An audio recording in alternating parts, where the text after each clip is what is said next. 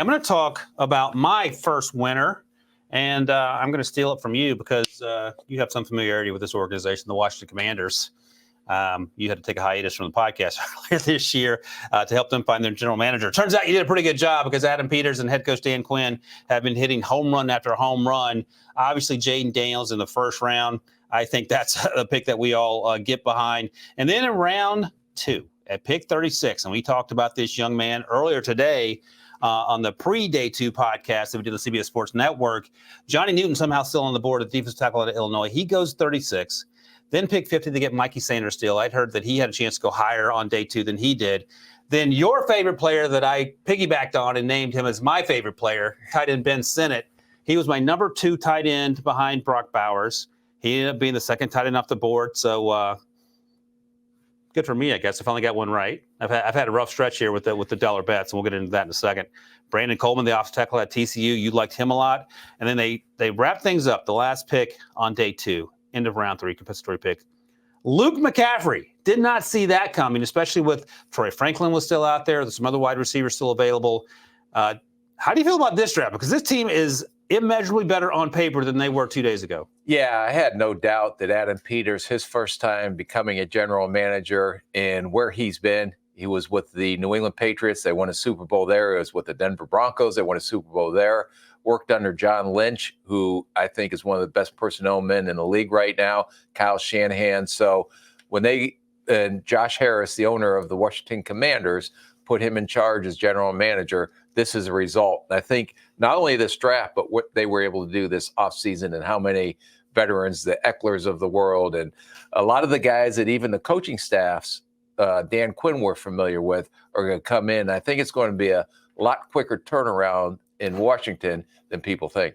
And it starts with Jaden Daniels. If he hits the ground running, if he's 75% of CJ Stroud, I'm just putting a number out there. Watch out rest of the NFC East. So reflects pretty well on you, too. I didn't do anything. All I'm doing is sitting here doing a podcast. But Adam Peters is where he is in part. I didn't hire him. Josh Harris hired him. All right. Where are you going to get me hired? Huh? Whatever Rick does on answer. Hey, you could be the general manager of this podcast. Oh, okay. I'm just a scout in the corner. Does that include a pay rise or no? No. Oh, okay. All right. Yeah, I'll take the title. Pay cut here. All right, let's talk about another winner. I don't know how this team ended up on the list. Oh, that's right. Debo is a huge Eagles fan. Eagles had a pretty good start to the draft for their first 2 days as well. They get a first-round talent in Quinyon Mitchell. Didn't have to trade up for him. CB1 for me, CB1 for the NFL draft. First one to go off the board. Terry Arnold went off a few picks later. Then in pick 40, and I'll be interested to see how this played out this way, whether there's concerns about the foot injury or something else. Cooper DeJean last till pick 40. We've talked about him throughout the process as a first-round talent, and he offers some versatility in the back end. And then they get, and this was a wild card for me because we saw Jalex Hunt down at the Senior Bowl, played at Houston Baptist, was at Cornell where he was a safety, transferred where he became an edge rusher. He's now 6'4", 248.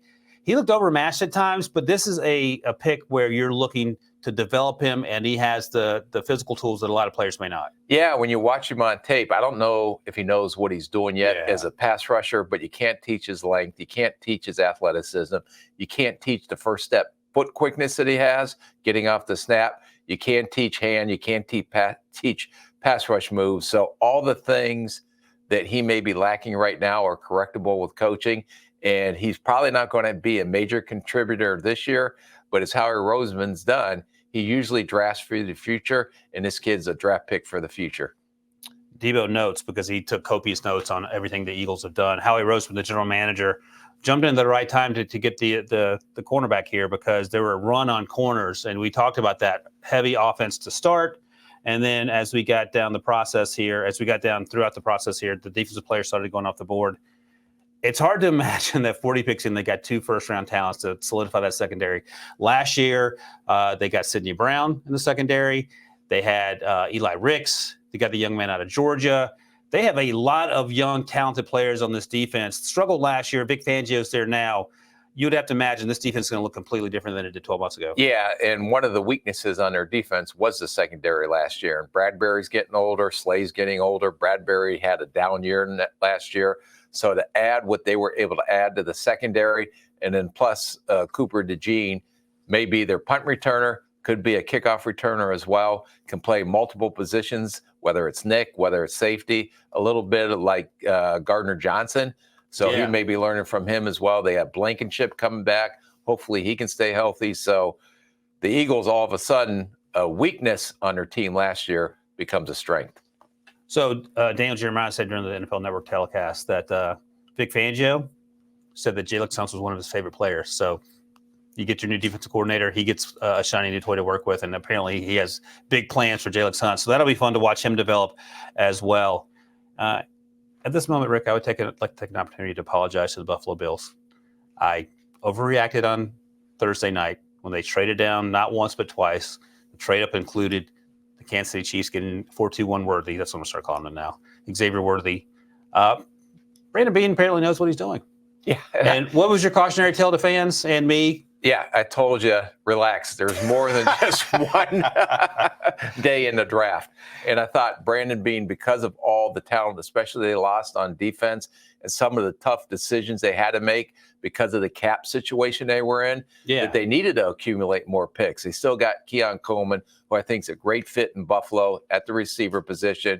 He's going to be a red zone target. We talked about it. He plays a lot faster than he timed in the 40. He's going to be a big weapon for Josh Allen. And then they're going to be able to address the other needs on players that they lost because of either salary cap casualties or lost in free agency. They'll be able to replenish. And Brandon Beane is one of the best personnel men in the league. Micah Hyde's gone. Jordan Poyer's gone. They re-upped the kid's whose name? Taylor Rapp. Taylor Rapp, thank you. And they drafted Cole Bishop, one of your favorite players in this draft. On day 2, pick 60 feels about right for Cole Bishop. You agree with that? Yeah. And you mentioned Keon Coleman. He's still young. And if you are a Bills fan and they say, hey, Mr. Spillman, I listened to with the first pick. Ryan Wilson's currently handsome. But, oh, by the way, why didn't we take Xavier Worthy? Why didn't we take A.D. Mitchell? Why should we be happy about Keon Coleman? You sort of explained that, but why not Xavier or A.D.? I like Xavier Worthy. I do think he brings speed. I just think when you get in the cold weather and the elements, you have to play in Buffalo in December and January, playoff football. These bigger, more physical receivers seem to hold up better in the cold weather. And I think that's why Keon Coleman's such a perfect fit for the Buffalo Bills. And also, here's the other thing. It feels like Xavier Worthy is in a class of his own speed-wise, but he's similar in size to Curtis Samuel and Khalil Shakir, whereas you're getting a big play target in Keon Coleman. Not Gabe Davis 2.0, but at least he's a big downfield player who can stretch the field, make contested catches, and maybe do some of those things that the other players might not give you. Yeah, and don't forget about Kincaid, who is also going to be a big target for Josh Allen as well. Dawson Knox, James Cook, the list goes on. And then finally, a guy we talked about a lot when we would do the mock drafts beyond round 1, Dwayne Carter, the interior defensive lineman out of Duke. They get him at 95 here. So that feels about the range he was going to come off the board as well. Started having a run on defensive linemen in rounds 2 and 3 for sure. I think 7 at one point were off the board. And that feels like a pick that makes a ton of sense. Again, Brandon Beane doesn't have to worry about me taking his job anytime soon as well. No, you can stick here and be the general manager on this podcast. We'll be fine. Yeah, that's still a little heavy at times. I still think they need to get some edge presence to them and get some edge rushers. They lost Floyd. Hopefully, Von Miller comes back and is much healthier than he was last year. I think Carter does a base end type fit for them on the defensive side of the ball, but I do think he has some athletic tools, quick twitch as an inline pass rusher, and you can't have enough of those guys. All right, let's go to a team that. I didn't even know the Pittsburgh Steelers were in the NFL. That's weird. I'm not a Steelers fan, and no, me and BMAC don't represent Steeltown, USA. Western PA represent obnoxiously, more or less obnoxiously than Spencer Rattler Love. About the same. It is, but you have to admit this draft, and you know Mike Tomlin very well. Would you give it an A+ so far? I would give it an A. You're not a plus-minus guy. No, I don't do pluses and minus. You gave someone an A++ today when we were doing the individuals, but we'll have to circle back and figure out who that is. Troy Fautanu in round 1, we talked about that. Maybe we didn't talk about it on the podcast. We talked about it on the various HQ and CBS Sports Network shows we did, but I'll group them all together and then we can talk about them collectively. Then Zach Frazier somehow there in pick 51, and Jackson Powers Johnson lasted longer to the second round than we thought. He went just before Zach Frazier. A handful of picks there. That would have been an A+ if they would have got Jackson Powers Johnson. I'm interested to figure out the logistics of why Jackson slipped further than, because you and I liked him a lot. And personality-wise, you were really, he was a fun conversation at the combine. Roman Wilson goes at pick 84. I love the fit there because they need help in the slot. We had talked about potentially someone like a Brian Thomas Jr. and A.D. Mitchell, and that feels a lot like George Pickens. And you said you can never have too many George Pickens on the team. But they have to replace Deontay Johnson. Absolutely. Yeah. So Roman certainly fits that bill better. And then at pick 98, Peyton Wilson. And he's 24. He's had the same issues as Michael Penix Jr., the 2 ACLs, 2 shoulders. He's lacking an ACL in 1 knee, and that's a concern because medically you don't have the ACL there, and there's going to be probably some arthritis down the road, and you talk about that with the medical staff. But the full circle moment here is that in 1998, third-round pick out of Georgia went to the Steelers, and he didn't have an ACL in 1 knee. Do you know who that was? I thought it was West Virginia, James Jett. Maybe, but he didn't have an ACL. I remember that. This young man, number 86, started out as a special teamer, played quarterback at Georgia for a time. Yeah, Hines Ward. And he had a pretty good career.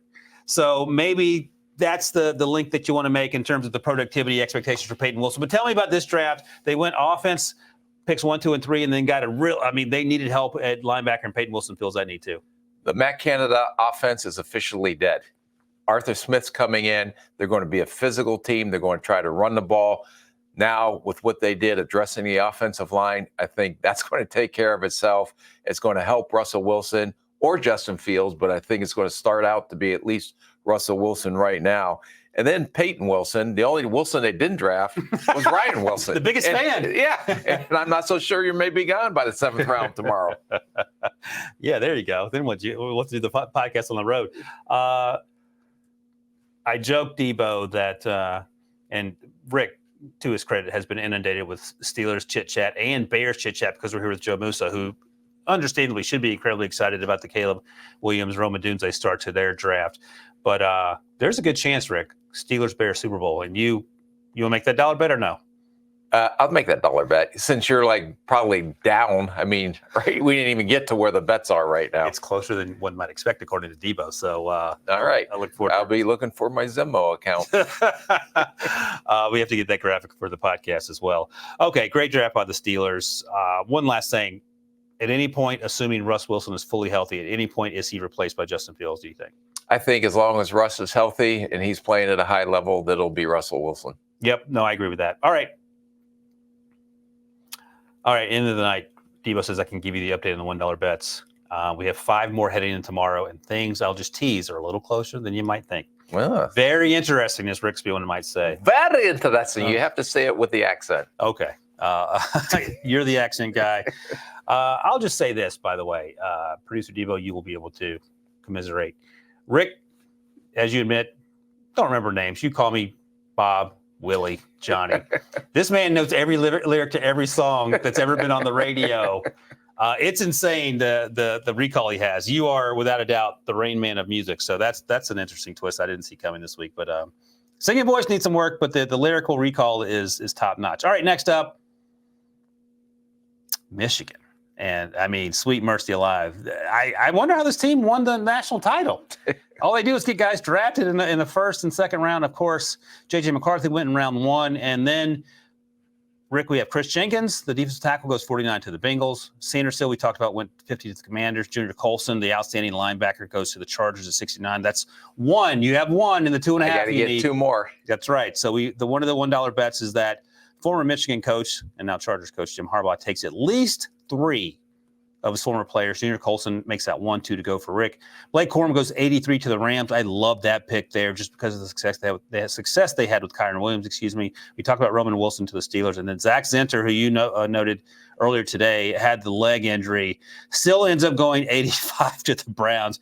Absolutely stacked Michigan team. Yeah, and when you look at the Michigan team, they're usually well-prepared coming into the NFL. Excellent coaching. Jim Harbaugh did a phenomenal job bringing in this talent. As you notice, there are not a lot of blue-chip guys, whether you want to call J.J. McCarthy blue-chip or not, but he was the only first-rounder. Yeah. But all these guys that went in the second round will fill needs either as starters or as role players at the next level. And these are the type of players that are high character, well-coached, that will help NFL teams win. So I'm doing a little count here. So I think I got 10. So some defensive winners. I went to the defensive linemen who were drafted. Only one in the first round, our guy Byron Murphy. And then I think there were 10 defensive linemen in rounds 2 and 3. Especially the defensive tackle run in the second round. Yeah, so Rook. Ruko,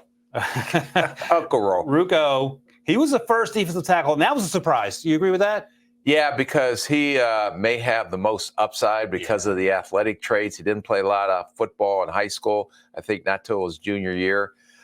He needs to get a little bit lower pad level, but you can't teach his size, his athleticism, his quickness, and his speed. So that is a little bit of a project, but he has such a tremendous upside to him that the ceiling's so high. So coaches, when they look at these type of guys, you can't teach what they have physically, but you can teach what they from a technique standpoint to improve him and make him better.